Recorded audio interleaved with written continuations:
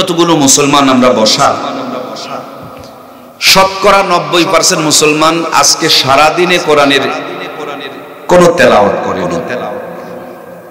80% মুসলমান নামাজ পড়েনি। এখানে অনেক মুসলমান আমরা বসা যারা সূরা ফাতিহাটা সুন্দর করে পড়তে পারে না। এখানে অনেক মুসলমান আমরা বসা যারা জীবনে একবার অনেকেই কোরআনই ছুঁয়ে দেখে নাই, যেটা লোহা না পাথর না হাড্ডি, ছুঁয়ে দেখে নাই, অথচ তার বাড়িতে সব আছে, কোরআন নাই। উচিত ছিল, কথা ছিল, দায়িত্ব ছিল, কর্তব্য ছিল, পরিচয় ছিল যে আমরা হব কোরআনওয়ালা, কিন্তু দুর্ভাগ্য আমরা হয়ে গিয়েছি এখন কোরআন ছাড়া। গত কয়েকদিন আগে আমার নওগাঁ জেলা বাড়ি, ধামরহাট থানা, তো ওই আমার পাশের থানা বদলগাছি, সেখানে এক বেচারি মারা গেছে, তার ছেলে বিদেশে ছিল, বিদেশ থেকে আসছে, তারপরে মাটি হয়েছে, পিএইচডি করা। জানাজার নামাজে দাঁড়ায় নিম্নে 3-4 মিনিট খালি কাঁদতেছে আর কাঁদতেছে। যখন একটু হুঁশ ফিরছে, তারে জিজ্ঞেস করছে, এত কাঁদছেন কেন? বলে, আমি তো আমার বাবার জন্য কাঁদি নাই, আমার জন্য কাঁদি নাই, কাঁদছি যে আমি কি শিখলাম, দেশের বাউন্ডারি পাড়ি দিয়া বিদেশ থেকে ডিগ্রি অর্জন করলাম, বাবা আমার দেশেরটা শিখাইলো, দেশের বাহিরেরটা শিখাইলো। হাই বাবা, তুমি তোমার না জানাজার নামাজ পড়াটা আমার শিখাইলা না। এত বড় শিক্ষিত হয়ে তোমার জানাজা পড়াইতে পারলাম না, এই শিক্ষার আমার 5 পয়সা কোনো দাম নাই, তার অভিব্যক্ত। আলহামদুলিল্লাহ, আপনারা দেখলেন ছোট ছোট কয়েকটা বাচ্চা জানাজা পড়ালো, দেখলেন আপনারা? এমএ পাস তারা ভাই, এই 2 ক্লাস 1, 2, এরা খালি জানাজাই শিখছে, বাংলা শিখেনি। কি গো ভাই, কথা বলছেন না কেন? অঙ্কটা মনে হয় পারে না, ইংরেজি সুবহানাল্লাহ, বাংলা, ইংরেজি এবং আরবি। আপনি অবাক হবেন, বাংলাদেশে ইদানিং যতগুলো ছেলে ভালো ভালো রেজাল্ট করেছে, এদের প্রত্যেকের গোঁড়া এবং নারীর সম্পর্ক হলো আল্লাহর কোরআনের সাথে। সুবহানাল্লাহ। আমার আগামীকাল মাহফিল হচ্ছে ঢাকা মানিকগঞ্জ, গতকালকে মাহফিল করেছি গাইবান্ধা, আগের দিন ছিল ফেনী। এগুলো শোনাতে আসিনি, কথাটা হলো যে আমরা এই জায়গাগুলো চিনি না। তখন মোবাইলে লোকেশন নামক একটা অ্যাপস আছে, পোস্টার আমাদেরকে পাঠায় দেয়, ওই ঠিকানাটা লেখে এখান থেকে চাপ দেই, কত কিলোমিটার দূরে, কয় ঘন্টা সময় লাগবে, কত দূর এলাম, কত দূর বাকি, কোন স্পিডে গাড়ি চলছে, ডান দিকের গ্রামের নাম কি, বাম দিকের গ্রামের নাম কি, এখানে কয়টা সামনে রাস্তা আছে, কোন 2টা ভুল, কোনটা সঠিক, এইটা দেখায়া আমাকে 1 ক্লিক দিলেই জায়গা মতন যেমন আমাকে লোকেশনটা দেখায় দেয়। আমাদের সবার বাড়ি জান্নাতে। আদি পিতা আদমকে সৃষ্টি করে তার পৃষ্ঠদেশে আল্লাহ আমাদেরকে রেখেছিলেন, জিজ্ঞেস করেছিলেন, আমি কি তোমাদের রব নয়? আমরা বলেছিলাম কলু বালা। ধারাবাহিকতায় সিলসিলায় দুনিয়ায় এসেছি, দুনিয়াদারি করে কিছু পাথিও সংগ্রহ করে নিয়ে আবার জান্নাতে আমরা চলে যাব। এই জান্নাতে যেতে, বের হয়ে এসে জান্নাতে পুষতে, আমি জয়পুরহাট থেকে এসেছি, জয়পুরহাটে পুষতে, অথবা ঢাকার থেকে এসেছি, ঢাকায় পুষতে, আমরা যেন রাস্তাটুকু হারিয়ে না ফেলি। এই জন্য বিজ্ঞানের আবিষ্কার মোবাইল যেমন আপনাকে আমাকে পথ দেখায়, আল্লাহ তাআলা আমাদেরকে সৃষ্টি করেছেন আমরা যেন গোমরা না হয়, পথ না হারাই, জাহান্নামে যেন না যাই, শয়তানের ধোঁকায় যেন না পড়ে যায়। এই জন্য আমাদেরকে পথ দেখানোর জন্য কোরআনুল কারীম নামক লোকেশন গাইড লোক, পথ দেখানোর পথ প্রদর্শক নামক এই আলোক বর্তিকা কোরআনুল কারীম খানা আপনার আমার জন্য দান করেছেন কে? প্রত্যেকটা মানুষ যদি তার কলিজার মধ্যে, দিলের মধ্যে, সিনার মধ্যে, মেমোরির মধ্যে কোরআনুল কারীমটুকুকে ঢুকিয়ে নিতে পারে, সে ডাক্তারি, মাস্টারি, এমপিগিরি, মন্ত্রীগিরি, রাষ্ট্রপতিগিরি করবে, কোনোদিন পথ হারাবে না। সবকিছু করতে করতেই আল্লাহর জান্নাতের বান্দা আবার জান্নাতে ফিরে যাবে। সুবহানাল্লাহ। এজন্য প্রাণপ্রিয় ভাইয়েরা, এই জগৎবাসী যখন অন্ধকারে ডুবেছিল, অন্ধকারময় জগৎবাসীকে আলোর পথ দেখানোর জন্য আল্লাহ তাআলা 2টা নিয়ামত দান করেছিলেন। 1 নম্বর নিয়ামতের নাম ছিল রিজালুল্লাহ, যিনি ছিলেন মুহাম্মাদুর রাসূলুল্লাহ, যিনি ছিলেন আপনার আমার জন্য পথ প্রদর্শক। যিনি ছিলেন আপনার আমার জন্য আল্লাহর কোরআনের বাস্তব রূপরেখা দেখানোর জন্য, প্র্যাকটিক্যাল শেখানোর জন্য। মাঝে মাঝে আমার প্রিয় ভাইয়েরা ডাক্তারি পড়ার পর ওদেরকে কিছুদিন ইন্টার্নি করতে হয়, তার মানে প্র্যাকটিক্যাল শিখতে হয়। শুধু কোরআন নয়, এই কোরআনুল কারীমটা প্র্যাকটিক্যাল করে দেখানোর জন্য নবীকে পাঠিয়েছিলেন, সাথে কিছু সাহাবায়ে কিরামদেরকে দিয়ে আল্লাহ তাআলা প্র্যাকটিক্যাল করিয়েছিলেন। আল্লাহর হাবিব যখন জগতে আগমন করলেন, আজকের শুধু অন্ধকার, আজকের শুধু জাহিলিয়তার মূর্খতা নয়। আপনারা জানেন গতকালকে সিলেটের মধ্যে একজন চেয়ারম্যান সাহেবের ছেলে এক মেয়েকে ধর্ষণ করেছে। ধর্ষণ করার পর তার মাথাটাকে কেটে আলাদা করে দিয়েছে। ভাঙা ঘরের মধ্যে গর্তে ঢুকায়া দিয়া এরপর আগুন ধরায় দিয়েছে।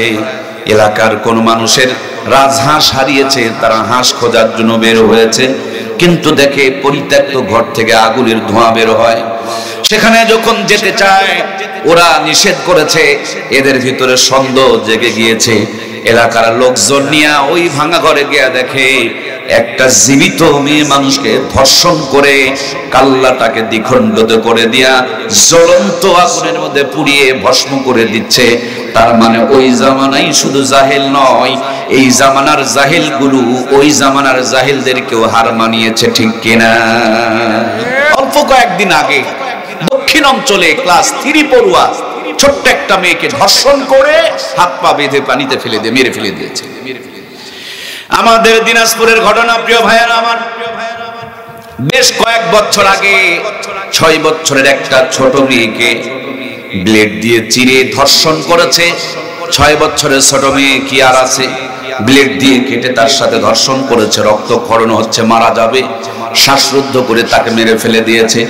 আমরা জাহিলিয়তের কথা শুনেছি, কিন্তু বর্তমান জায়গায় যেই জায়গায় আমরা পৌঁছে গিয়েছি ওই জাহেলকে 1000 বার আমরা হার মানিয়েছি, ঠিক কিনা?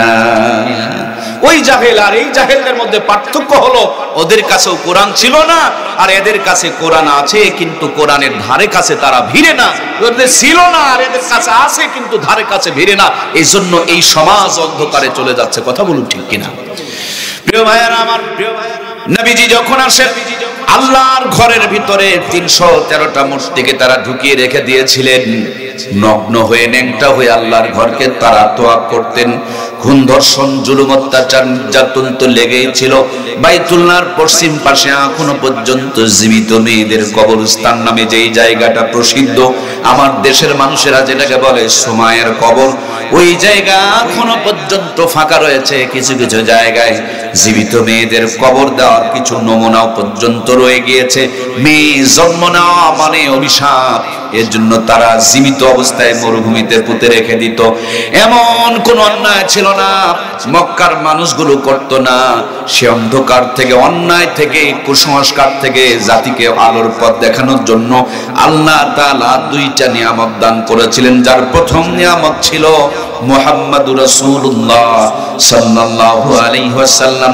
নবীজি দুনিয়াতে আগমন করেছে, আল্লাহর হাবিবের আগমনে গোটা দুনিয়া আলোকিত হয়ে গেছে। সুবহানাল্লাহ।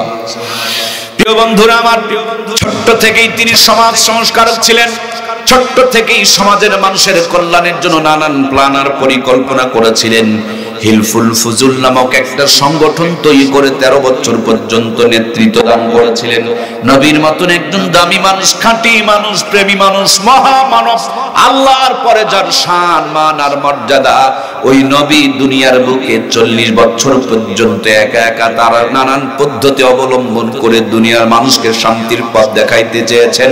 নবীজি 40 বছর মেহনত করে যখন কাঙ্ক্ষিত টার্গেট পর্যন্ত বুঝতে পারে নাই, হৃদয় ভর্তি ব্যথা নিয়ে জাবালে নূর নামক উঁচু পাহাড়ের মাথায় চড়ে ছোট্ট একটা গুহা, এই গর্তটুকুর মধ্যে বসে বসে ধ্যান করছেন, গবেষণা করছেন, রিসার্চ করছেন।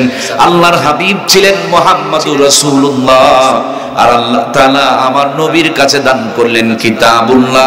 মুহাম্মাদুর রাসূলুল্লাহ সাল্লাল্লাহু আলাইহি ওয়াসাল্লাম আর কিতাবুল্লাহ নেগেটিভ আর পজিটিভ এক জায়গায় হওয়ার কারণে যেমন আলো জ্বলতে শুরু করে দিয়েছে, মুহাম্মাদুর রাসূলুল্লাহর কিতাবুল্লাহ সাল্লাল্লাহু আলাইহি ওয়াসাল্লাম 2টা যখন এক জায়গায় হয়েছে, মক্কার জমিনে কালো পাথরের পাহাড়টা যেন আলোর পাহাড় হয়ে গিয়েছে। মক্কার মদিনায় দুইটি পাহাড় লাল, একটি পাহাড় হলো উহুদের পাহাড়, যেখানে আমার নবীজির দান্দান শহীদ হয়েছিল। যেই প্রান্তরে আল্লাহর হাবিবের মাথার মধ্যে করাতের মতন মাথার মধ্যে তরবারির আঘাত লেগে মাথা ফেটে গিয়েছিল, মাথার মধ্যে আঘাত প্রাপ্ত হয়েছিলেন, নবীজি রক্ত ঝরেছিল। সেই রক্তের স্মৃতি চারণে আজ পর্যন্ত উহুদের পাহাড়ের পাথরগুলো লাল হয়ে আছে। আজ পর্যন্ত যদি হাতের মধ্যে একটা পাথর নিয়ে নাড়াচাড়া করেন, মনে হবে ওই পাথরটার মধ্যে আল্লাহর হাবিবের রক্ত মোবারক ভরে আছে। এটি হলো নবীজির রক্তের স্মৃতি ধারণ করে উহুদের পাহাড় লাল। আরেকটা পাহাড় হলো মক্কার বুকে, যেখানে কোরআনুল কারীম নাজিল হয়েছে। এই কোরআনুল কারীম নাজিল হওয়ার কারণে ওই পাহাড়কে আল্লাহ তাআলা আলোর পাহাড় বানিয়ে দিয়েছেন। এই কোরআনুল কারীম আরশে আজিমে ছিল, তার সম্মান বেড়ে গেল। একজন ফেরেশতা নিয়ে আসলেন, ফেরেশতার সর্দার হয়ে গেল। এই কোরআনুল কারীম একটা পাথরের পাহাড়ে নাজিল হলো, আলোর পাহাড় হয়ে গেল। এই কোরআনুল কারীম একটা রমজান মাস নামক মাসে নাজিল হলো। 11 মাসের মধ্যে আল্লাহ তাআলা তার শ্রেষ্ঠ বানায়া দিল। এই কোরআনুল কারীম লাইলাতুল কদর নামক একটা মোবারক রাতে নাজিল হলো। লাইলাতুল কদরি খায়রুম মিন আলফি শাহর। কোরআনুল কারীম নাজিল হওয়ার বদলতে একটা রাতের মর্যাদা 1000 মাসের চাইতে উত্তম বানিয়ে দিলেন কে? এই কোরআনুল কারীম যে কাগজে লেখা হয়েছে, দুনিয়ার বুকে এমন কোন মানুষ নাই যিনি মুসলমানের ঘরে জন্ম নিয়েছেন কোরআনুল কারীম লেখা আছে এরকম কোন কফির উপরে পা দিয়া কি যাইতে পারে? দেখলে পারে জমিনে রাখবে না, ধুলাবালিগুলো ঝেড়ে দিয়ে চুমো দিবেন, কপালে ঠেকাবেন, মুখে লাগাবেন, বুকের মধ্যে জড়িয়ে নিবেন। কারণ এই কাগজের মধ্যে কোরআনুল কারীম লেখা হয়েছে। কাগজের দাম বেড়ে গিয়েছে। যে কভারে কোরআনুল কারীম জড়ানো হয়েছে, এই প্লাস্টিকের কভারটার পর্যন্ত দাম বেড়ে গিয়েছে। যে কাঠের উপরে কোরআনুল কারীমকে রেখে পড়া হয়, ওই কাঠটার পর্যন্ত মর্যাদা বেড়ে যায়। সুতরাং বন্ধুরা আমার, ছেলের জীবনে, মেয়ের জীবনে, ভাইয়ের জীবনে, বোনের জীবনে কোরআনুল কারীমটুকু যদি সুন্দর করে ঢুকায় দিতে পারেন, ওদের শান, মর্যাদা, দাম আর ইজ্জতকে বলন্দ করে দিবেন, বাড়িয়ে দিবেন কে? কোরআন যেখানে থাকে কোন জিনিসের মর্যাদা কমে নাই। সুতরাং ছেলেকে দামি বানাবেন, মেয়েকে দামি বানাবেন, ঘরকে দামি বানাবেন, সমাজ, সংসার, রাষ্ট্রকে দামি বানাবেন। কোরআন দিয়ে একটু সাজিয়ে নেন, সব জিনিসের মান মর্যাদাকে বলন্দ করে দিবেন কে? সম্মানিত প্রাণপ্রিয় ভাইয়েরা আমার, খুব খেয়াল করে কথাগুলো একটু বোঝার জন্য চেষ্টা করুন। এই তো মাত্র 50 বছর আগে, যেদিন আমাদের ঘরে কারেন্টের আলো জ্বলতো না, যেদিন মনঝার বাজার পর্যন্ত পাকা রাস্তা ছিল না, যেদিন হাতে হাতে মোবাইল ফোন ছিল না, যেদিন আমরা এতটা পরিমাণ শিক্ষিত ছিলাম না, যেদিন আমরা ডিজিটাল এবং স্মার্ট মেসের ছোঁয়া পেয়েছিলাম না, কিন্তু সেদিন ছোঁয়া ছিল কোরআনের, সেদিন ছোঁয়া ছিল সুন্নতের, সেদিন ছোঁয়া ছিল পর্দার, সেদিন ছোঁয়া ছিল নবীর সুন্দর সেই সুন্নতের বিধানের। এই ছোঁয়া লাগার কারণে ভাঙা ঘরে মাসকালার ডালের তেলানি হয়েছে, একবারের তেলানি গোটা গ্রামকে মোহিত করে ছেড়ে দিয়েছে। সেদিন ছোঁয়া ছিল আল্লাহর কোরআনের, নবীর সুন্নতের বিধানের। সেদিন যদি একদিন বিরিয়ানি খাওয়া গিয়েছে, 2 দিন পর্যন্ত সুগন্ধ ছড়িয়েছে। সেদিন ছোঁয়া ছিল কোরআনের এবং সুন্নতের। সেই নানোয়ার দাদুরা পায়ে হেঁটে হেঁটে জয়পুরহাট চলে গিয়েছে, 5 টাকা 6 টাকা ইলিশের মাছ কিনে নিয়ে বাড়িতে এসেছে। পুকুরের ঘোলা পানি দিয়া মূর্খ নানি আর দাদিরা ধৌত করে খেরের চুলায় বসে সুন্দর করে রান্না করেছে, গুনগুন করে দরুদ শরীফ পড়েছে। যেই ঘরে খাবার খেতে বসেছে, ওই ঘরটাও সুন্নত দিয়ে সাজানো ছিল, কোনো মিথ্যা ছিল না, সগলখুরি ছিল না, কিরণমালা কটকটি পাখির উত্তর শরীরা ছিল না। সেই ঘরের মধ্যে সুদ ছিল না, ঘুষ ছিল না, গ্রামীণ ব্যাংক ঠেঙ্গা মারা, আশা সবুজ সঙ্গের কোনো ঋণ আর কিস্তি ছিল না। সেই ঘরে ছিল কোরআনের তেলাওয়াত, সেই ঘরে ছিল 5 ওয়াক্ত নামাজ। সেই ঘরের মা বোনরা ফুল হাতা জামা পরতো, পেট ঢাকা জামা পরতো। একদিন যদি ইলিশ মাছ আর পান্তা ভাত খাওয়া যেত, কম করে হলো 3 দিন পর্যন্ত হাত থেকে সুগন্ধ বের হতো। কথা বলুন ঠিক কিনা? সেই নানি দাদিদের স্মৃতিচারণে পয়লা বৈশাখ উদযাপন করি আমরা। 6 টাকার মাছ 6000 টাকা দিয়ে কিনে নিয়ে এসেছি, ভাঙা ঘরকে বিল্ডিং বানিয়েছি, মূর্খ নানি দাদিদের নাতনিদেরকে এমএ পাস ডিগ্রি পাস করিয়েছি, নরমাল চুলা আউট করে দিয়ে গ্যাসের চুলা ঢুকিয়েছি, সাধারণ মশলা ছেড়ে দিয়ে আধুনিক গুঁড়া মশলা ব্যবহার করছি, হাজার হাজার উন্নতি করেছি, কিন্তু খাবার সময় নাকে নিয়ে চেক করতে হয় ইলিশ না সিলভার কাপ। কথা বলুন ঠিক কিনা? এর মূল কারণ আমার প্রিয় ভাইয়েরা, যেদিন কোরআনের তেলাওয়াত ছিল প্রত্যেকটা জায়গায় রহমত আর বরকত ছিল। মূর্খ নানি দাদির বিয়ে হয়েছে, হাফ প্যান্ট পরা নানি আর দাদিকে নানু আর দাদুরা বিয়ে করেছে, তখনকার জামানার 500 টাকা নগদ পণ দিয়ে বিয়ে করেছে। ওই জামানার 500 টাকা দিয়ে কিন্তু 5 বিঘা জমি কিনে পাওয়া গিয়েছে। 5 বিঘা জমির মূল্য দিয়ে যেই নানি দাদির বিয়ে করা হলো, এমএ পাস ছিল না, ডিগ্রি পাস ছিল না, সে ছিল কোরআন সুন্নাহর আদর্শওয়ালা, শরীর ঢাকনেওয়ালা, পর্দা করনেওয়ালা। ওই মূর্খ নানি দাদির পেটে 12টা 15টা 18টা সন্তান জন্মগ্রহণ করেছে। একটা নানি দাদিকেও কসাইখানা নিয়ে পেট চিরে বাচ্চা বের করার দরকার পড়ে।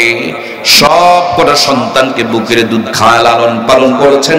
কোটার দুধ তো ছিল না, গাভীর দুধের দরকার পড়তো না, বাচ্চা দুধ খেয়ে শেষ করতে পারতো না। এই রহমত আর বরকত শুধু আল্লাহর কোরআনের সাথে সম্পর্ক ভালো থাকার জন্য দান করতেন কে?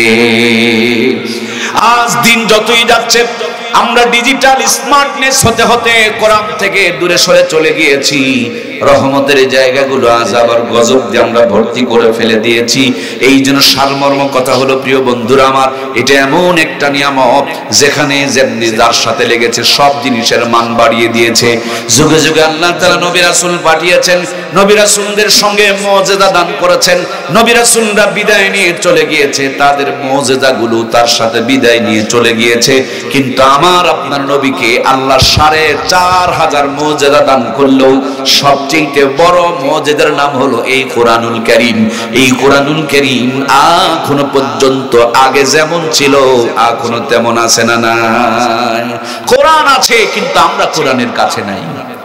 প্রিয় ভাইয়েরা আমার, প্রিয় ভাইয়েরা, দাউদ আলাইহিস সালাম নামক আল্লাহ তাআলার পয়গম্বরকে মুজিজা দিয়েছিলেন। সুন্দর করে কোরআন থেকে তিনি তাওরাত থেকে তেলাওয়াত করতেন। তেলাওয়াত শুনে আকাশের উড়ন্ত পাখি জমিনে জ্ঞান হারায় পড়ে যেত, সাগরের মাছগুলো ভেসে উঠতো, গাছের নিচে তেলাওয়াত করলে গাছের পাতাগুলো ঝরে ঝরে জমিনে পড়ে যেত। কি মায়ার সুর আল্লাহ তাআলা তারে দান করেছিলেন। আল্লাহর পয়গম্বর এই দাউদ আলাইহিস সালামকে দিয়া মসজিদ নামক ময়দানে শুক্রবারে দিনে কোরআনুল কারীমের তেলাওয়াত আল্লাহ তাআলা জান্নাতবাসীকে শোনাবেন। দাউদ আলাইহিস সালামকে আল্লাহ তাআলা আরো একটা মুজিজা দিয়েছিলেন, তিনি যদি লোহার মধ্যে হাত দিতেন লোহা গলে মোম হয়ে যেত। আল্লাহর পয়গম্বর হযরতে দাউদ বিদায় নিয়ে চলে গেলেন, মুজিজাও তার সাথে বিদায় নিয়ে চলে গেল। দাউদ আলাইহিস সালামের সন্তান হযরতে সুলাইমান আল্লাহ বিশাল এক সিংহাসন দান করলেন। স্টার দিতে লাগে না, সেলফ দেওয়া লাগে না, শুধু নিয়ত করে বিসমিল্লাহ বললেই সিংহাসনটা আকাশের মধ্যে উঠতে শুরু করত। নিয়ত করে করে যখন নিয়ত করতেন, সুবহানাল্লাহ বলতেন, আলহামদুলিল্লাহ বলতেন, আল্লাহু আকবার বলতেন, এগুলো তার গিয়ার ছিল, পাওয়ার ছিল। পৃথিবীর এক প্রান্ত থেকে আরেক প্রান্তরে চলে যেতেন। আল্লাহর পয়গম্বর হযরতে সুলাইমান যখন বিদায় নিয়ে চলে গিয়েছে, তার মুজিজাও তার সাথে বিদায় নিয়ে চলে গিয়েছে। না তখতে সুলাইমানি আপনার আমার এখানে আছে। নবীও বিদায়, নবীর মুজিজা বিদায়। হযরতে আমার ভাইয়েরা, মুসা কালিমুল্লাহ নামক একজন জলিল কদর পয়গম্বর ছিলেন। আল্লাহ তাআলা তার অনেকগুলো মুজিজা দিয়েছিলেন। বড় একটা মুজিজা ছিল হাতের লাঠি, জমিনে ছেড়ে দিলে বড় অজগর হয়ে যেত, সাগরে আঘাত করলে দরিয়ার মধ্যে রাস্তা পয়দা হয়ে যেত। আল্লাহর পয়গম্বর বিদায় নিয়ে চলে গেলেন, তার মুজিজাও তার সাথে বিদায় নিয়ে চলে গেল। আমার আপনার নবীর পূর্বে ঈসা রূহুল্লাহ নামক আল্লাহ তাআলার একজন জলিল কদর পয়গম্বর ছিলেন। আল্লাহর পয়গম্বর সাইয়েদিনা হযরত ঈসাকে আল্লাহ তাআলা অনেকগুলো মুজিজা দিয়েছিলেন। মধ্যে মায়ের উপরে যখন জেনার তহমত আসলো, দোলনার মধ্যে শুয়ে শুয়ে তিনি তার সুন্দর উত্তর দিয়ে দিল। ছোট্টবেলাতে কথা বলার জন্য আল্লাহ ক্ষমতা দিয়েছিলেন। কলা মাথার উপরে হাত বুলিয়ে দিলে চুল গজে যেত। অন্ধ মানুষের চোখের উপরে হাত বুলিয়ে দিলে চক্ষুষ্মান হয়ে যেত। মৃত মানুষের কবরের কিনারে দাঁড়ায়া আঙ্গুলের ইশারা করে যদি বলতেন কুম্বি ইজনিল্লাহ, মুহূর্তের মধ্যে কবরের মুর্দা মানুষটা জিন্দা হয়ে দাঁড়িয়ে যেত। সুবহানাল্লাহ। আল্লাহর পয়গম্বর হযরত ঈসা রূহুল্লাহ বিদায় নিয়ে চলে গেলেন। তার মুজিজা তার সাথে বিদায় নিয়ে চলে গেল। আমার সম্মানিত প্রিয় ভাইরা, কিন্তু আল্লাহর কোরআন আল্লাহ তাআলা নবীর কাছে দান করেছেন। এই কোরআনুল কারীমের একটা নুকতা, একটা জের, একটা জবর, একটা তাসদীদ, একটা গুন্না আগে যেমন ছিল এখনো তেমন আছে, এক চুল পরিমাণ পরিবর্তন হয় নাই। এখনো পর্যন্ত টাটকা ঈমান নিয়া এই কোরআনুল কারীম তেলাওয়াত করে যদি পানির মধ্যে ফু দিতে পারেন, ওই পানির মধ্যেও আগুন ধরায়া দিবেন কে? এই সেই কোরআন, যে কোরআন তেলাওয়াত করে আল্লাহর হাবিব বালুগুলো সামনের দিকে ফিকায়া দিয়েছে, সমস্ত কাফেরদের চোখের মধ্যে ঢুকে পড়ছে। সুবহানাল্লাহ বলেন। এই সেই কোরআনুল কারীম, এই সেই বিধান, এই সেই নিয়ামত, যেই নিয়ামতকে ধারণ করে সাহাবায়ে কেরামরা যা বলেছে তা হয়েছে। আমার প্রাণপ্রিয় ভাইয়েরা, আমরা জানি আল্লাহর হাবিব সাল্লাল্লাহু আলাইহি ওয়াসাল্লামের সাহাবী হযরত ওমরকে নিয়ে আমার পূর্বের আলোচক আলোচনা করছিলেন। ওমরে ফারুক রাদিয়াল্লাহু তাআলা আনহুর জামানায় মদিনার মধ্যে ভূমিকম্প এসেছে। আল্লাহর পয়গম্বরের সাহাবী উঠে লাঠি দিয়ে ধমক দিয়ে বলে, মদিনার মাটি, তুমি কি জানো তোমার মধ্যে কে ঘুমিয়ে আছে? তোমার মধ্যে দু জাহানের সরদার মুহাম্মদুর রাসূলুল্লাহ সাল্লাল্লাহু আলাইহি ওয়াসাল্লাম ঘুমিয়ে আছে। খবরদার বেয়াদবি করিও না, কাপাকাপি করিও না। কেমন পাওয়ার এই কোরআনওয়ালা, যে কোরআন কলিজার মধ্যে থাকলে ধমক দিলে মদিনার ভূমিকম্প বন্ধ হয়ে যায়। ইমাম গাজ্জালি বলেছেন, কিয়ামতের পূর্বে মক্কা মদিনায় 3 বার ভূমিকম্প আসবে, তার পূর্বে আর কোনোদিন ভূমিকম্প আসবে না। তার মানে কোরআনুল কারীম এখনো পর্যন্ত আছে, শুধু আমাদের ইমানের পাওয়ারটা কমে গিয়েছে, কোরআন থেকে জাতি দূরে সরে চলে গিয়েছে। এই জন্য রহমতের জায়গাটা আযাব আর গজব দিয়ে দখল হয়ে যাইতেছে। কথা বলুন ঠিক কিনা? এই জন্য প্রিয় ভাইয়ারা আমার, সারমর্ম মূল কথা, আপনি আপনার সন্তানকে ডাক্তার বানাবেন, মাস্টার বানাবেন, ইঞ্জিনিয়ার বানাবেন, বৈজ্ঞানিক বানাবেন, কোনো আপত্তি নাই। কিন্তু অরিজিনাল কথা, মাদ্দা কথা, গোড়ার কথা, মোট কথা, একেবারে খাস কথা, আসল কথা, অরিজিনাল কথা, আগে ডাক্তার মাস্টার ইঞ্জিনিয়ার নয়, আগে কোরআনের ফার্মায় ঢুকায় সবগুলোকে ইমানদার বানাতে হয়। পরের কথাটুকু ইমানদার বানাতে, আগে খালি ইমানদারটা বানায় নিবেন, এরপর ডাক্তার বানাবেন, ডাক্তার বাটপার হবে না। মাস্টার বানাবেন, এটা চিটার হবে না।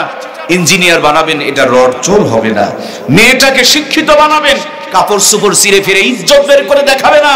ছেলেটা মোটরসাইকেল কিনে বউটাকে পিছন দিকে বসায়া পাতলা কাপড় পরায়া মার্কেটে মার্কেটে ঘুরায়া জেনার গুনাহ কামাই করতে পারে না। ঠিক কিনা? কোরআন ওয়ালা যদি বানাইতে পারেন, বুড়া বয়সে আপনাকে ঘর থেকে বের করে দিয়ে আসবে না। কারণ কোরআন যদি সিনায় থাকে, এটার দ্বারা কোনো অন্যায় হইতে পারে। এই জন্য কোরআনের প্রথম বাণী হলো পড়ো, জ্ঞান অর্জন করো, শিক্ষা জাতির মেরুদণ্ড। আমরাও পড়ি, আমরাও জ্ঞান অর্জন করি, যেই জ্ঞানের মধ্যে সূরা ফাতিহা সুন্দর করে আমরা পড়তে পারি না। আমাদের দেশের একজন দার্শনিক আলেম, আমার ভাইয়েরা, হাফিজ হুজুর যাকে বলে আমরা চিনতাম, তিনি বলেছেন, ধর্মহীন কর্মশিক্ষা আর কর্মহীন ধর্মশিক্ষা দুটাই হলো জাতির জন্য অভিশাপ। আমরা আমাদের দেশের মানুষেরা এই দুই শিক্ষা নিয়ে ব্যস্ত। একদলে এত বেশি ধর্ম শিক্ষা নিয়ে ব্যস্ত, যাদের সাথে কর্মের তেমন সম্পর্ক নাই। আর একদল ধর্ম নিয়ে এত ব্যস্ত, তারা কর্মের সাথেও তেমন ভালো ভূমিকা রাখতে পারে না। যেমনটি ভাবে বুঝবেন, অনেকে এমপি হয়েছেন, ডিসি হয়েছেন, এসপি হয়েছেন, কিন্তু গোসলের ফরজ জানে না, সূরা ফাতিহা পড়তে পারে না, বাপ মরে গেলে জানাজাটাও পড়তে পারে না। আমার কথা নয়, আমাদের হাফিজ হুজুর রহমাতুল্লাহ আলাইহি বলেছেন, এটা হলো জাতির জন্য অভিশাপ। যার কর্মওয়ালা শিক্ষা আছে, ধর্ম নেই, এটা জাতির জন্য অভিশাপ। এর দ্বারা কোনো কল্যাণ হবে না। ডিসিগিরি, এসপিগিরি, এমপিগিরি, মন্ত্রীগিরি করে, কিন্তু বডিটাও পাক বানাতে জানে না, নাপাক চেয়ার বানায়া বসে আছে। আবার আর একদল মানুষ আছে আমার প্রিয় ভাইয়েরা, ইসলামী শিক্ষায় এত শিক্ষিত হয়েছে, কিন্তু নিজে চলতে পারে না, মানুষের কাছে হাত পাততে হয়। কথা বলুন না কেন? মানুষের সহযোগিতা করলে চলতে পারে, নইলে চলতে পারে না।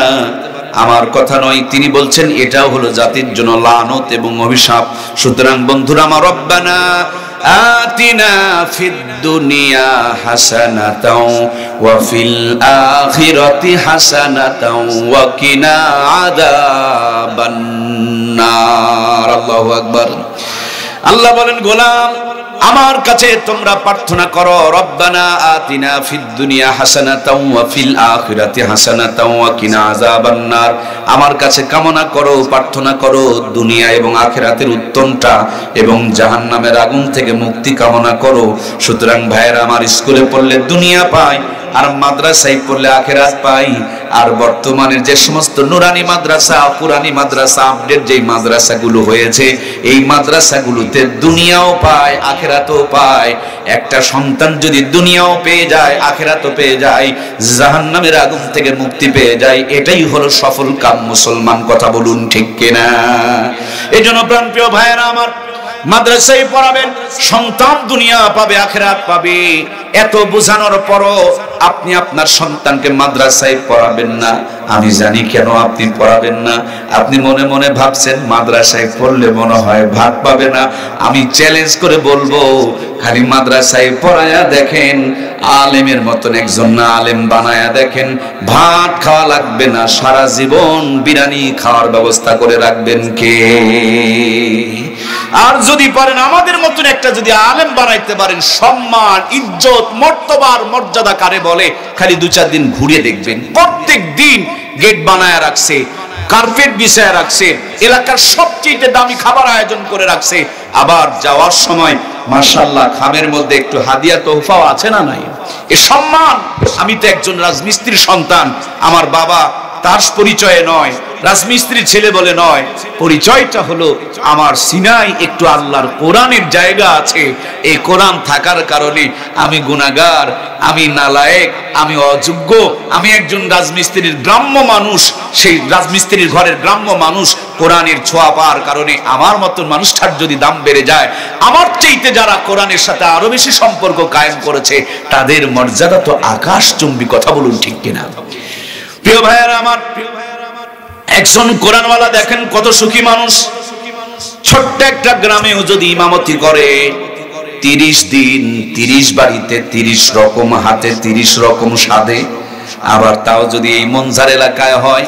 আমি জানি আমাদের আহলে হাদিস সম্প্রদায়ের ভাইয়েরা আলেম ওলামাকে, হুজুরদেরকে, ইসলাম প্রেমিক মানুষদেরকে নিজের জীবনের চাইতে বেশি ভালোবাসে। কথা বলুন ঠিক কিনা? ডিম ভাজি বানালেও ডবল করে বানায়, মোটা করে বানায়। আলু ভর্তা বানালেও অনেক স্বাদ করে মজা করে বানায়। তারপরে তো আমাদের এই এলাকার মধ্যে ওই যে জাম আলু না কি যেন পাওয়া যায়, কি গো, খুব সুন্দর ভর্তা হয় না?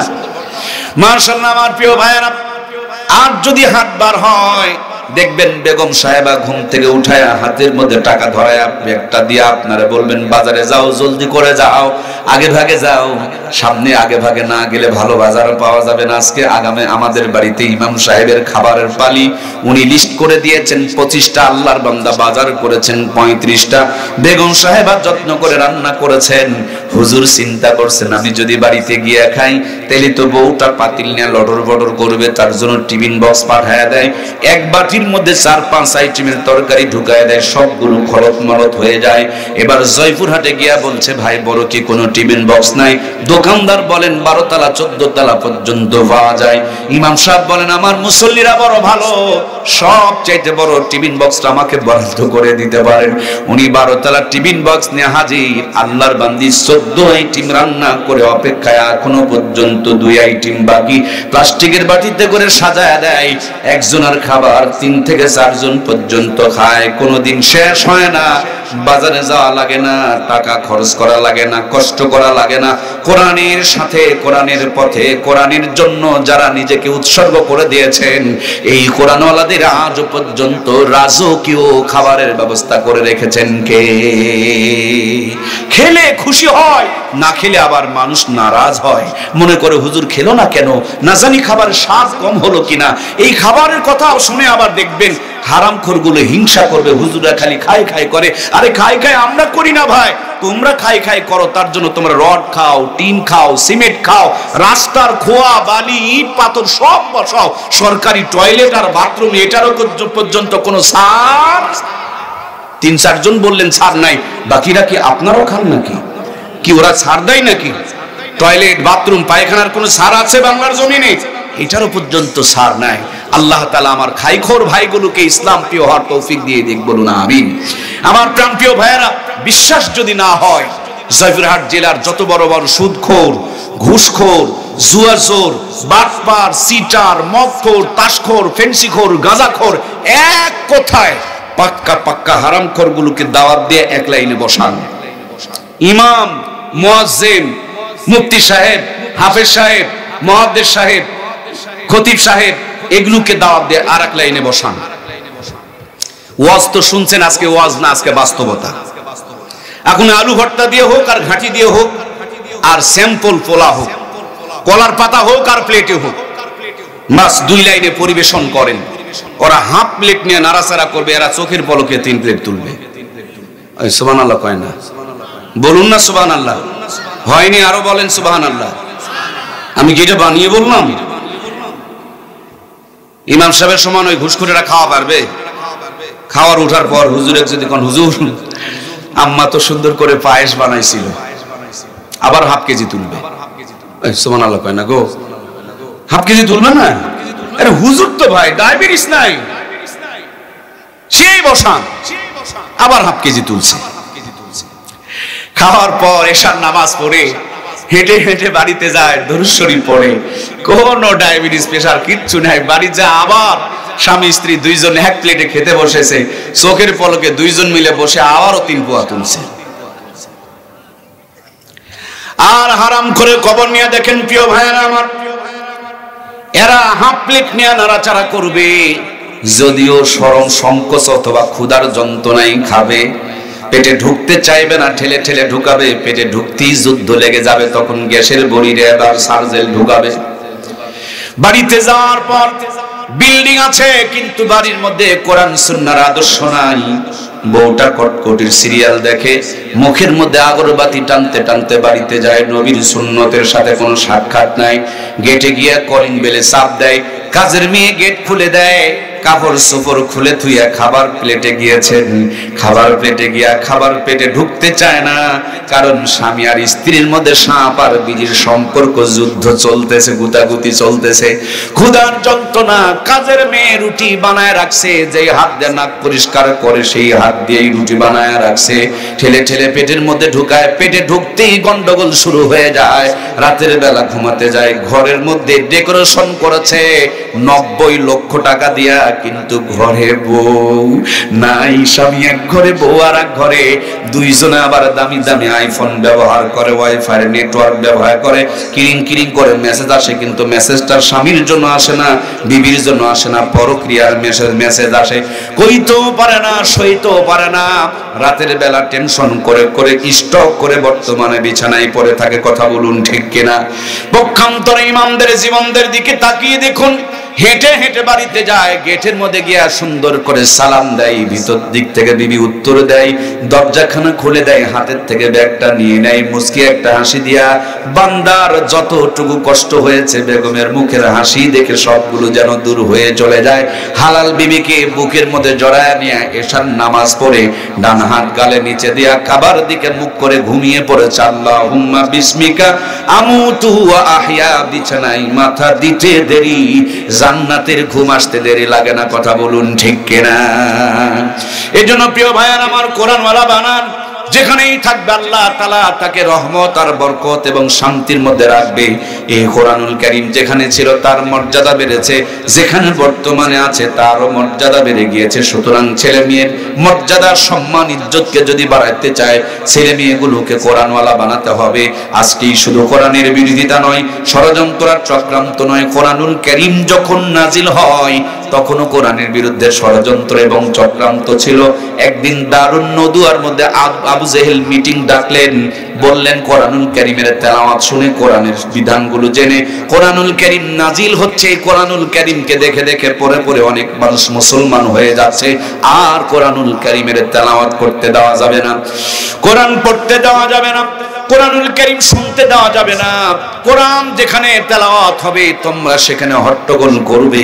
ওরা দিনের বেলা আইন পাশ করে, রাতের বেলা নবীর ঘরের দরজার কিনারে দাঁড়ায় দাঁড়ায় সারা রাত তেলাওয়াত শ্রবণ করে। আবার আসার সময় দেখা হয়ে যায়, কোথায় গিয়েছিলেন? উনি বলেন তুমি কই গিয়েছিলা? এক পর্যায়ে সবাই বুঝতে পেরেছে যে আসলে আমরা কোরআন তেলাওয়াত শুনতে গিয়েছিলাম। বলে এভাবে আর চলে না, চলো আমরা আইন পাশ করি। আইন পাশ করা হচ্ছে আর কোরআন তেলাওয়াত করতে দেওয়া যাবে না। এই মুহূর্তে জিবরাইল আমিন হাজির, এসে বলেন, ইয়া রাসূলুল্লাহ, যেখানে কোরআন তেলাওয়াতের বিরুদ্ধে আইন হয় সেখানে তেলাওয়াত করার মধ্যে আপনার কি কোনো সাহসী সাহাবী আছে? আল্লাহর হাবিব সাল্লাল্লাহু আলাইহি ওয়াসাল্লাম সাহাবীদের মুখে মুখে তাকাতাকি করছেন। এক যুবক সাহাবী হযরত আব্দুল্লাহ ইবনে মাসউদ রাদিয়াল্লাহু তাআলা আনহু উঠে দাঁড়িয়ে গেলেন আর বললেন, লাব্বাইকা সাদাইকা ইয়া রাসূলুল্লাহ ইয়া হাবিবাল্লাহ সাল্লাল্লাহু আলাইহি ওয়াসাল্লাম, আপনি অনুমতি দিলে আমি কোরআন থেকে তেলাওয়াত করে শোনাইতে পারবো। সুবহানাল্লাহ বলেন। নবী আমার বুকে জড়িয়ে নিলেন, ছোটে গালে চুমো দিলেন, আদর করে পাঠিয়ে দিলেন, বললেন, আব্দুল্লাহ ইবনে মাসউদ, যাও যেই জায়গাতে কোরআনুল কারীমের তেলাওয়াত বন্ধ করার জন্য চক্রান্ত হয় ওই জায়গা থেকে একটু তেলাওয়াত করে তুমি শোনায়া দিবা। হযরত আব্দুল্লাহ ইবনে মাসউদ বীর বিক্রমে ভিতরে ঢুকে পড়লেন। যেখানে কোরআনুল কারীমের বিরুদ্ধে ষড়যন্ত্র হচ্ছে ওই বরাবর দাঁড়িয়ে পড়লেন, চোখখানা বন্ধ করে হাতটা বুকের মধ্যে বেঁধে সূরা আর রহমান তেলাওয়াত শুরু করে দিলেন। আর রহমান আল্লামাল কোরআন খলাকাল ইনসান আল্লামাহুল বায়ান। আল্লাহু আকবার। তেলাওয়াত যখন শুরু হয়ে গেল, কাফিরদের ভিতরে আমার ভাইয়েরা ছটপটানি শুরু হয়ে গেল। ওরা যেন অস্থির হয়ে পড়লো। ওরা ডাকতে বললেন, লিডার দেখো কত বড় কলিজায় সাহস, আমরা কোরআনের তেলাওয়াত বন্ধ করে দিতে চাই আর আমাদের মুখের সামনে দাঁড়ায় আসে কোরআনুল কারীমের তেলাওয়াত করে, খালি আপনি অনুমতি দেন এর হাড় হাড্ডিগুলোকে আলাদা করে দিব। আবু জেহেল বলে, তোমাদের যদি এই পরিমাণ রাগ হয় তাইলে আমার রাগ তো আরো অনেক বেশি হয়েছে, আমি তাকে নিজের হাতে শায়েস্তা করব, তোমরা একটু ধৈর্য ধারণ করো। আলমারির মধ্যে থেকে একটা চামড়ার জুতা মোজা বের করলেন, হাতের মধ্যে মোজাটা লাগায়া পিছন দিকে গিয়া শক্ত করে হযরত আব্দুল্লাহ ইবনে মাসউদ রাদিয়াল্লাহু তাআলা আনহুর কানের মধ্যে শরীরের সমস্তটুকু শক্তি প্রয়োগ করে একটা সর মারলেন। মুহূর্তের মধ্যে কানের পর্দা ফেটে গেল, রক্তগুলো ফিনকি দিয়া ঝরতে শুরু করে দিল। নবীজির সাহাবী হযরত আব্দুল্লাহ ইবনে মাসউদ রাদিয়াল্লাহু তাআলা আনহু কান্না করতে করতে নবীর দরবারে রওনা করে দিলেন। আল্লাহর হাবিব একবার বসতেছিলেন আর একবার উঠতেছিলেন, না জানি আমার সাহাবী আব্দুল্লাহ ইবনে মাসউদের সাথে কোন খারাপ আচরণ করা হইতেছে। এক পর্যায়ে যখন কাছাকাছি চলে গেলেন, আমার ভাইয়েরা নবীজি কানের মধ্যে হাত লাগানো আব্দুল্লাহ ইবনে মাসউদকে দেখলেন আর রক্তগুলো টপ টপ করে পড়তেছে গড়ে গড়ে আর মক্কার জমিনকে লাল করে ফেলতেছে। আল্লাহর হাবিব বুকে জড়িয়ে নিলেন, জবান থেকে জান্নাতি থুতু মোবারক বের করে হযরত আব্দুল্লাহ ইবনে মাসউদের কানের মধ্যে লাগায়া দিলেন। মুহূর্তের মধ্যে শিলায় লাগলো না, অপারেশন লাগলো না, মলম দেওয়া লাগলো না। আল্লাহর হাবিবের জান্নাতি জবানের থুতুর বদলতে মুহূর্তের মধ্যে রক্ত পড়া বন্ধ হয়ে গেল। সুবহানাল্লাহ। নবীজি হযরত সাহাবী আব্দুল্লাহ ইবনে মাসউদকে বুকে জড়িয়ে নিয়ে আছেন, দুইজনাই কান্না করছে, কান্নার ফেক থামে নাই। এমন মুহূর্তে জিবরাইল আমিন হাজির হয়ে গিয়েছে, পাশে দাঁড়ায়া দাঁড়ায়া সুন্দর করে একটু হাসি দিতেছে, মুস্কি হাসি দিতেছে।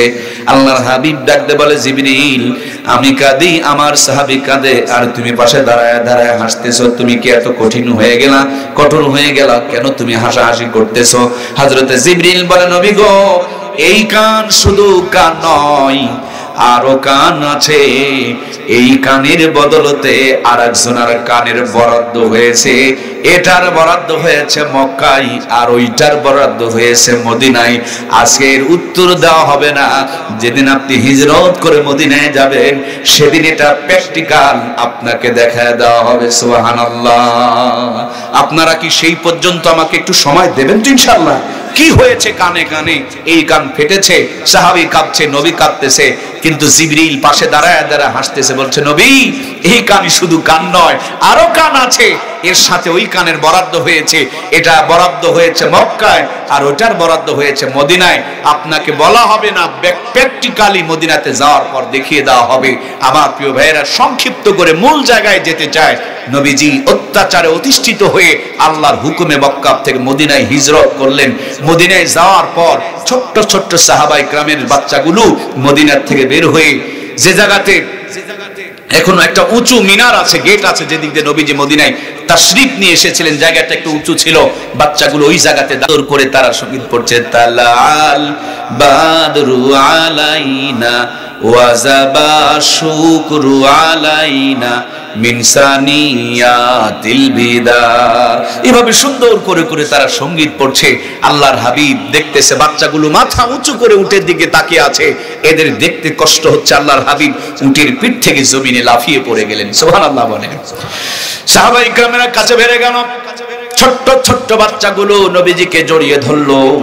আল্লাহর হাবিব তাদের মাথার উপরে হাত বুলাইতে শুরু করলেন।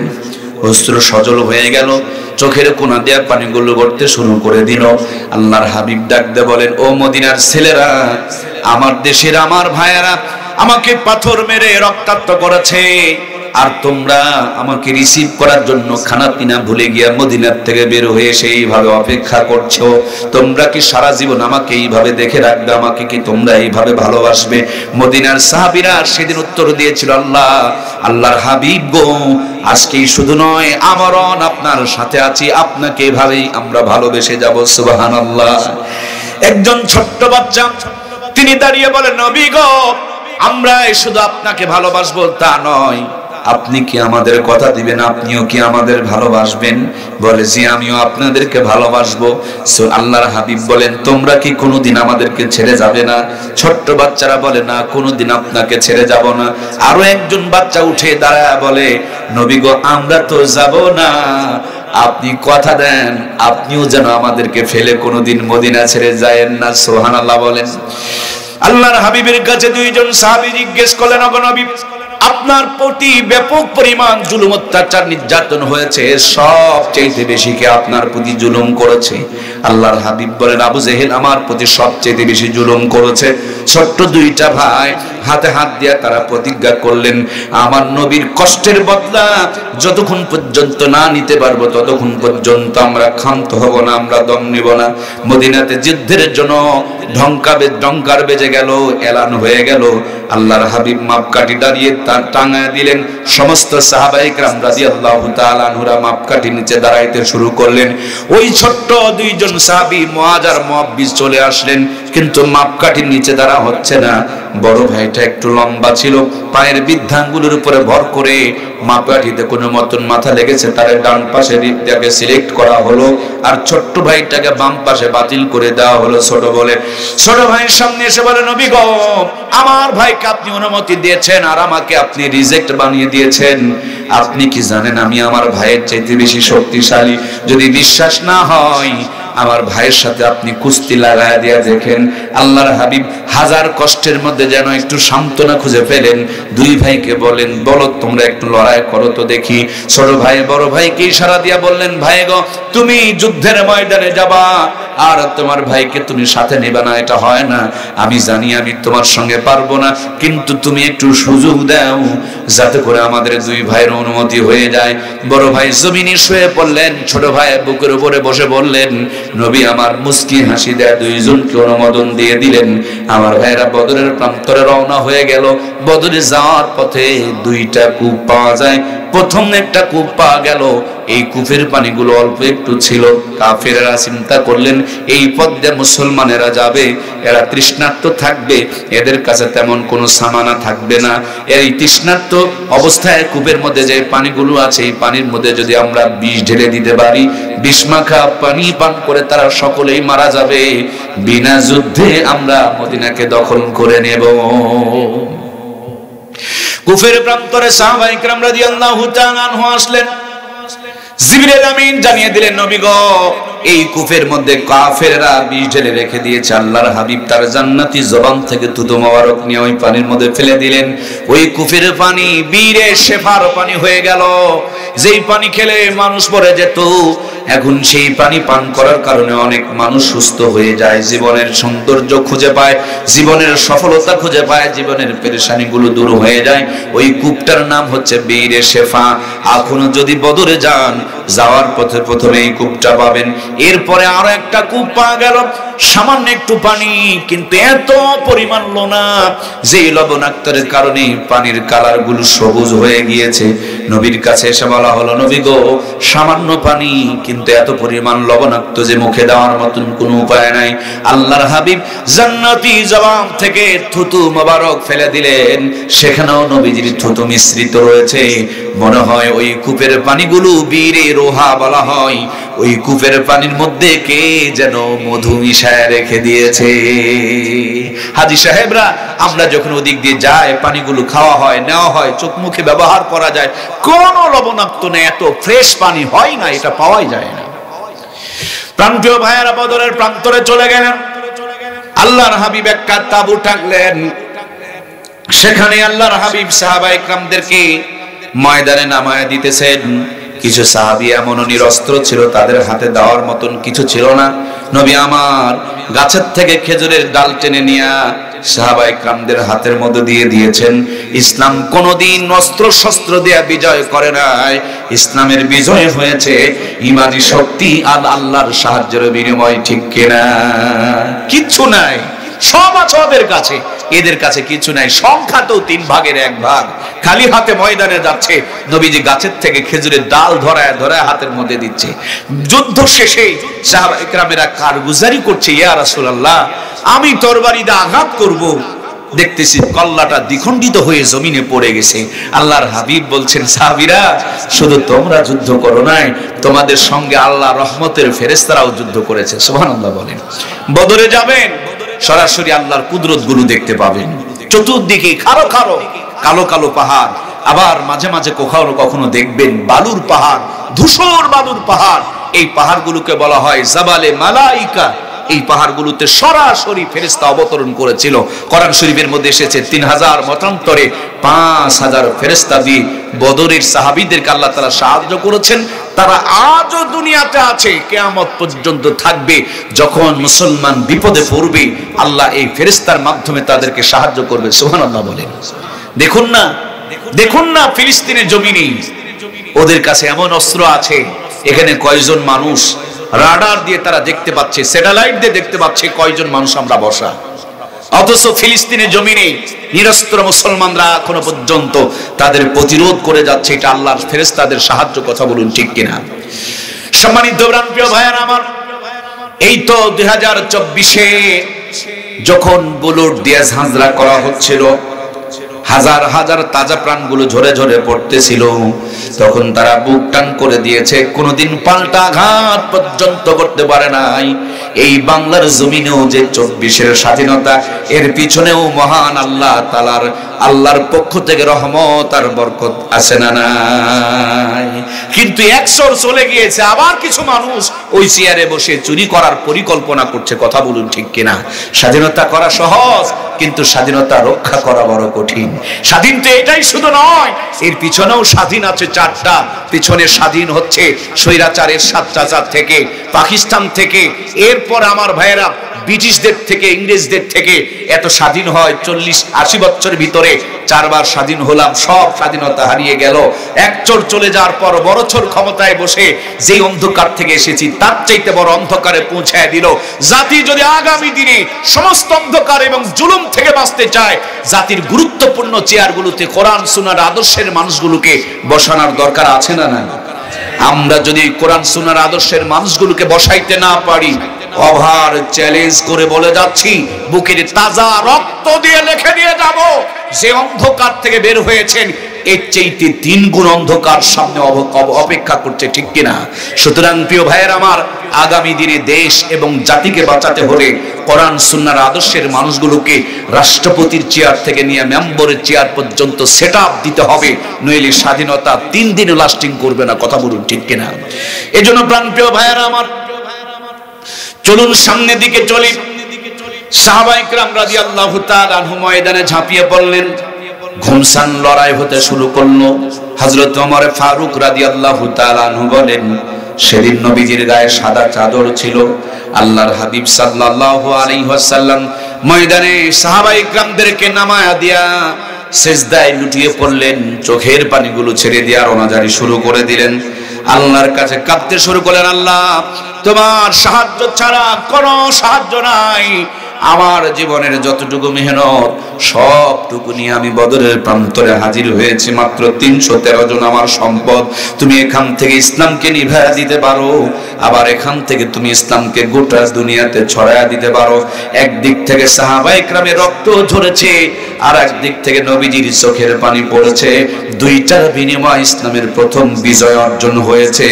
আজ মুসলমানের রক্ত ঝরে কিন্তু যায় নামাজে চোখের পানি পড়ে না। এই জন্যই আমরা গোটা দুনিয়ায় বিজয় অর্জন করতে পারছি না। কথা বলুন ঠিক কিনা? এই জন্য প্রাণপ্রিয় ভাইয়েরা আমার, আল্লাহর হাবিবের সাহাবায়ে কেরামরা যুদ্ধ করছেন। যুদ্ধ এক পর্যায়ে শেষ হয়ে গেল। আমি শেষ হওয়ার পূর্বক্ষণে ওই ছোট্ট দুইজন সাহাবী মুআজ এবং মুআব্বির সামনে এসে আব্দুর রহমান ইবনে আউফ রাদিয়াল্লাহু তাআলা আনহুকে বললেন, চাচা যান, কোনটা আবু জেহেল? আপনি কি দয়া করে আমার একটু দেখায়া দিবেন? উনি বিরক্ত হয়ে বললেন, ওই যে দেখো ঘোড়ার পিঠে চড়ে নেতৃত্ব দেয়, এটাই হলো আবু জেহেল। চিল পাখি যেমন আকাশ থেকে ছবল দিয়া পানির ভিতরের মাছ ধরে নিয়ে চলে যায়, তেমনি যেমন একটা সবল দিয়া আবু জেহেলের ডান পায়ের উরুর উপরে আঘাত করলেন। চিৎকার দিয়ে জমিনে পড়ে গেল। পিছনে ছিল আবু জেহেলের সন্তান ইকরামা, আঘাত করলেন। হযরত মুআজের ডান হাতে হাতখানা কেটে গিয়েছে, কিন্তু একবারে খুলে পড়ে যায় নাই। কাটা হাত নিয়ে যুদ্ধ করতে বড় কষ্ট হয়। ডান হাতকে হেলে পায়ের নিচে দিয়া একটা টান দিয়া হাতখানাকে দ্বিখণ্ডিত করে ফেলে দিলেন। জমিনে থরথর করে হাতটা লাফাইতেছে, আর বাম হাতের মধ্যে তরবারি নিয়ে দ্বীনের জন্য, ইসলামের জন্য, আপনার আমার কাছ থেকে কালেমা পৌঁছানোর জন্য তারা সংগ্রাম করেছে। আর বর্তমানের মুসলমান নামাজ নাই, কোরআনের তেলাওয়াত নাই, মুসলমানদের পক্ষেও নাই, ইসলামের বিপক্ষে সিল মেরে ইমানদার দাবি করে। কথা বলুন ঠিক কিনা? আমাদের সামনে যখন ব্লেড বক্স আসে, সেখানে প্রতীক দেওয়া থাকে, একটা কোরআনের পক্ষে, একটা নৌকার পক্ষে। কথাকে বোঝা যাচ্ছে? আর একটা ধানের শীষের পক্ষে, একটা হলো নাঙ্গলের পক্ষে। আমি বুঝি না। এই চাচা, চাচা বাবজান কই যান? আউন যাবে, বহন যাবো, কিন্তু যাওন যাইব না। বসুন। কষ্ট হচ্ছে কি আপনাদের? এখানে 4টা প্রতীক দেওয়া আছে, 3টা দুনিয়াওয়ালাদের, আর একটা প্রতীক যেটা দেওয়া থাকে সেটা কোরআনওয়ালাদের। কথা বলুন ঠিক কিনা? আমি বুঝি না একজন মুসলমান কি করে কোরআনের পক্ষে ছাড়া অন্য জায়গায় সিল মারতে পারে। কোরআন বাদ দিয়ে যদি অন্য জায়গায় কেউ সিল মারে, কি করে সে নিজেকে ইমানদার দাবি করে?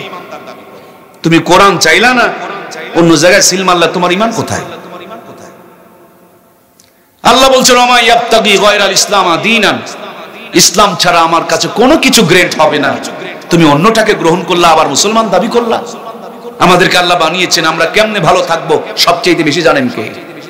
এজন্য আমাদের জীবন বিধান নাম করলে নাম কোরআন। কিছুদিন পর একজন এসে বলল, না আমার নৌকাই চড়ো, নৌকাই ভালো। জাতি কোরআন বাদ দিয়ে নৌকায় চড়ে পড়লো। কষ্ট নিচ্ছেন নাকি? এই কয়েকজন কষ্ট নিল, কষ্ট নিচ্ছে, কথা বলছে না।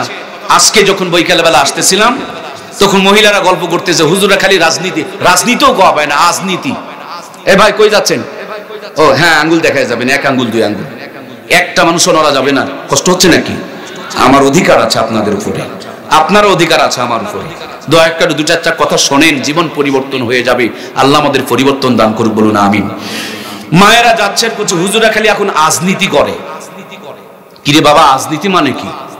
সুদখোর, ঘুষখোর, দেশ চুরি করে তছনছ বানায়া দিবে। হক কথা বললে রাজনীতি হয়ে যাবে, মানেটা কি? রাজনীতি মানে রাজার নীতি। রাজার রাজা, মহান রাজা, সবচেয়ে বড় রাজা কে? তো আমি তার নীতি করব না তো তোমার নীতি করব নাকি? কষ্ট পেলেন মনে হয়। কার নীতি করব বলুন? আল্লাহ নীতি করব। ওয়াইদ ক্বালা রাব্বুকা লিল মালাইকাতি ইন্নী জাইলুম ফিল আরদি খলিফা। আল্লাহ গোলাম বানায়া তোমাকে আমাকে পাঠায় না, আমাকে নেতা, তোমাকে আমাকে নেতা বানায়া দুনিয়াতে পাঠাইছে আল্লাহ। কথা বলুন ঠিক কিনা? নেতা তুমি কোরআন বাদ দিয়ে অন্য জায়গায় সাপোর্ট করে নিজেকে ইমানদার দাবি করো, এটা ইমানের মিথ্যা দাবি। কথা বলুন ঠিক কিনা? মদিনায় একজন নামাজ পড়তো, রোজা করতো, হজ করতো, যাকাত দিত, কিন্তু নবীজিকে রাষ্ট্রপতি হিসাবে মেনে নিতে পারতো। লোকটার নাম ছিল আব্দুল্লাহ ইবনে উবাই ইবনে সুলুল।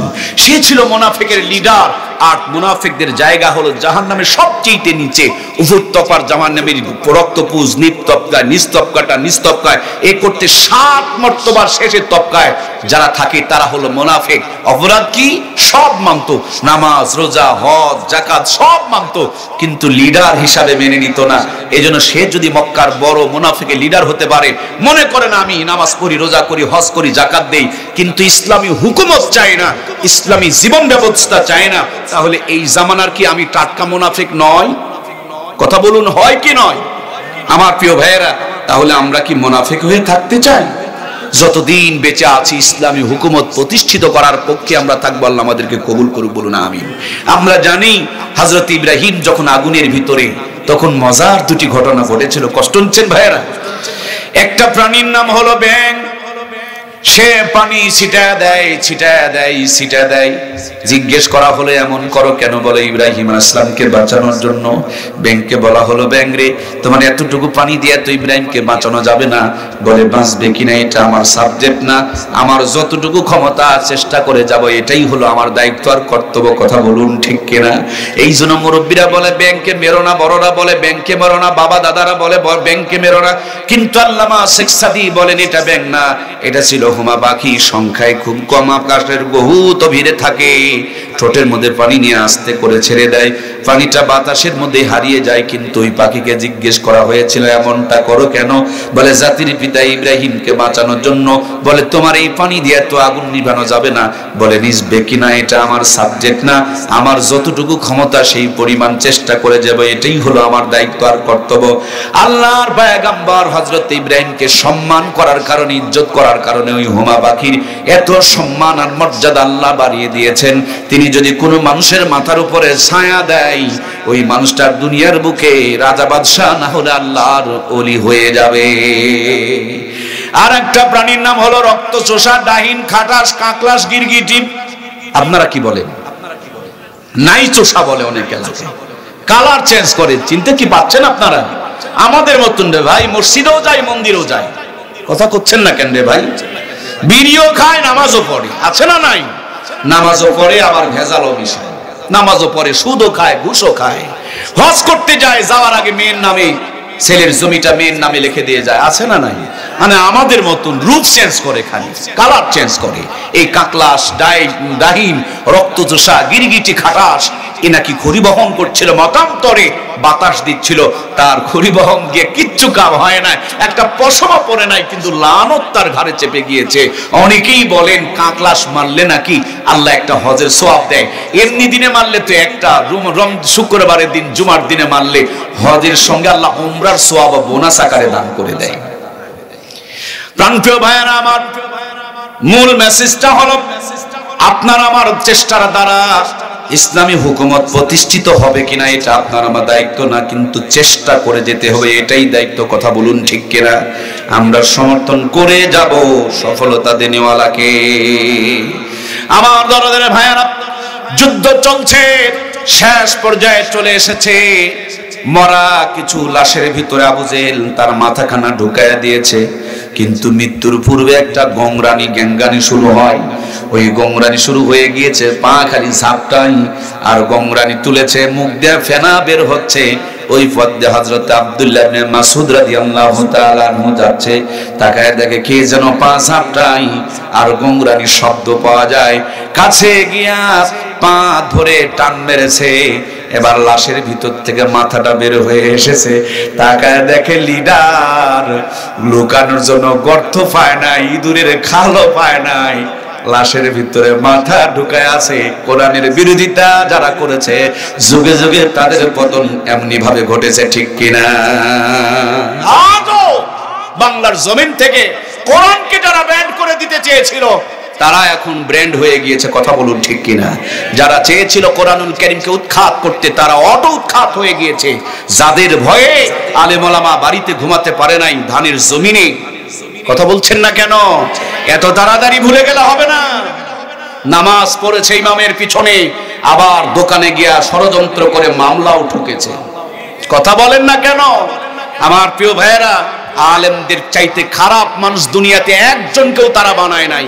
দর্শনকারী 100 মেয়েকে দর্শন করে মিষ্টি খেয়েছে, তাদের মাথায় হাত দিয়ে বলে বাবু এগুলো করতে হয় না, এই সোনার ছেলেরা দুষ্টামি করতে নেই। আর কোরআনের পাখির নামে ধর্ষণের মামলা রায় দিয়া ফাঁসি ঘোষণা হয়েছে, ঠিক কিনা? সম্মানিত প্রাণপ্রিয় ভাইয়ের আমার, এ হলো টাটকা ইতিহাস, চিন্তা ইতিহাস, এ হলো বাস্তবতার ইতিহাস। সুতরাং কোরআনুল কারীমের বিরোধিতা করা যাবে? আমি কি কারো নাম বলেছে নাকি? এ কথায় যদি কারো আঘাত লাগে বুঝতে হবে এটা আবু জেহেলের উত্তরসূরি, ঠিক কিনা?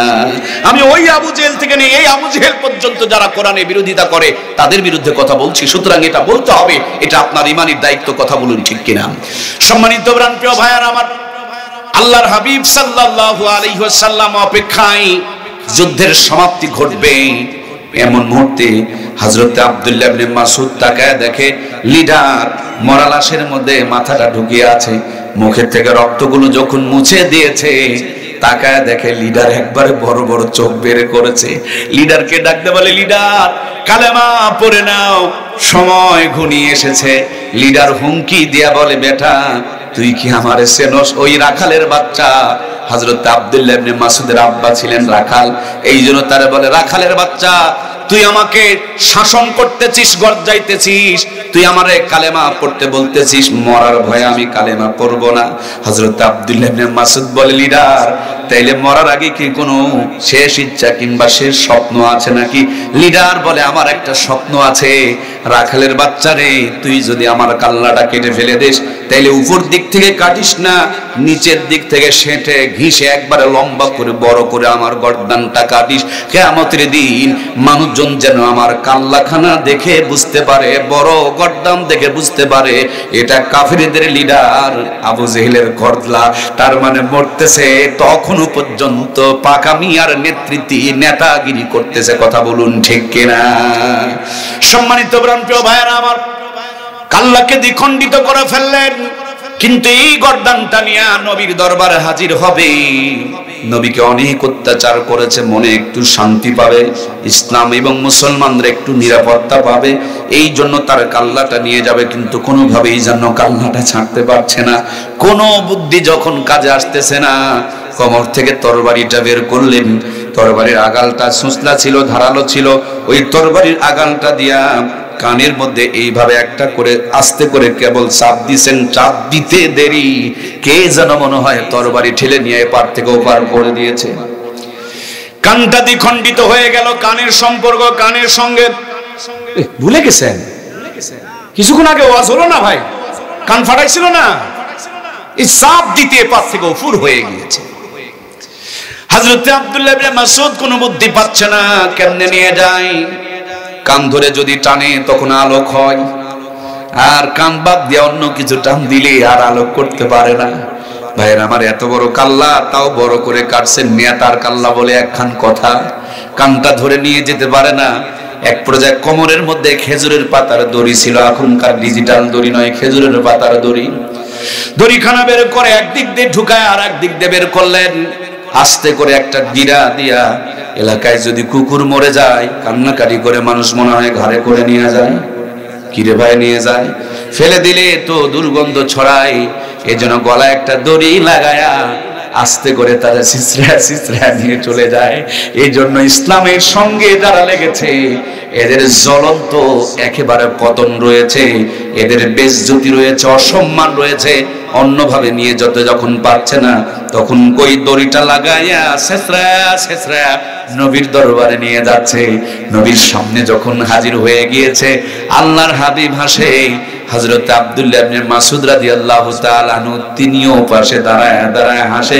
ওই পাশে জিবরাইল এসে মুস্কি হাসি দিয়া বলে, নবী গো দেখুন তো কানের সাথে কানের যোগাযোগ আছে না নাই, আর সেদিনকার আমার হাসি আর আপনাদের আজকের দুই জনের হাসির সাথে মিল আছে না নাই।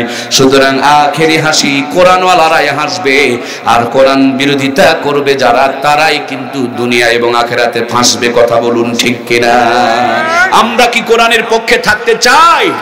কারা কারা থাকতে চাই দুইখানা হাত উত্তোলন করে আমার আল্লাহকে দেখায়। লিল্লাহে তাকবীর। দুইখানা হাত উত্তোলন করুন, দুইখানা হাত পুরা উত্তোলন করুন, হাতগুলো এভাবে একটু নাড়া দেন। আর আজিম থেকে আমার রব দেখছেন। আপনি কি কোরআনের পক্ষে? হ্যাঁ, অর্ধেকটা নাকি? পুরাটা হাত তুলেন না ভাই, এক হাত নয়, দুটাই তোলেন। আল্লাহ তাআলা আরশ আজিম থেকে দেখছেন। দেখছেন কি দেখছেন না বলুন? আল্লাহ আরশ আজিম থেকে দেখছেন। ডান কাঁধ এবং বাম কাঁধের ফেরেশতা ভিডিও করে রাখতেছেন। এই আলো বাতাস জমিন সাক্ষী হয়ে থাকতেছে। মদিনা রওজায় আল্লাহর হাবিবকে সম্প্রচার করে দেখানো হচ্ছে। আল্লাহর নবী বলেছেন, আল কোরআন হুজ্জাতুল্লাহ, কোরআন হলো আপনার আমার জন্য দলিল। সুতরাং কিয়ামতের দিনে কোরআনুল কারীম আপনার আমার পক্ষে আল্লাহর কাছে সুপারিশ করবে। আল্লাহ আমাদের সবার জন্য কোরআনের সুপারিশকে নসিব করে দেখ, বলুন আমিন। আর একটু হাতটা নাড়া দেন না। কি সুন্দর জান্নাতের বাগান, কত সুন্দর দেখা যাচ্ছে। আল্লাহ তুমি আমাদেরকে কোরআনের পক্ষে সারা জীবন থাকার তৌফিক দিয়ে দাও। কোরআনের নূর দিয়ে আমাদের দুনিয়া আখিরাত আলোকিত বানিয়ে দাও। আমাদের ঘরগুলোতে কোরআনুল কারীমের তেলাওয়াত চালু করে দাও। বাংলার জমিনে কোরআনের রাজ কায়েম করে দাও। কোরআনের শাসন দেখে দুনিয়া থেকে যাওয়ার তৌফিক দিয়ে দাও। কোরআনের সৈনিক বানিয়ে নাও। সবার ঘরে ঘরে জগৎ বিখ্যাত কোরআন প্রেমী আল্লাহওয়ালা নেক সন্তান, আলোকিত সন্তান, সুসন্তান, ইসমাইল আলাইহিস সালামের মতন ধৈর্যশীল সন্তান, ইমাম হাসান আর হুসেনের মতন কোরআন প্রেমী সন্তান দিয়ে আমাদের ঘরগুলোকে দুনিয়া আখিরাতকে আলোকিত বানিয়ে দাও, বলুন আমিন। আল্লাহ শেষ নিঃশ্বাস পর্যন্ত কোরআনের পক্ষে থাকার তৌফিক দাও, আবারও বলুন আমিন।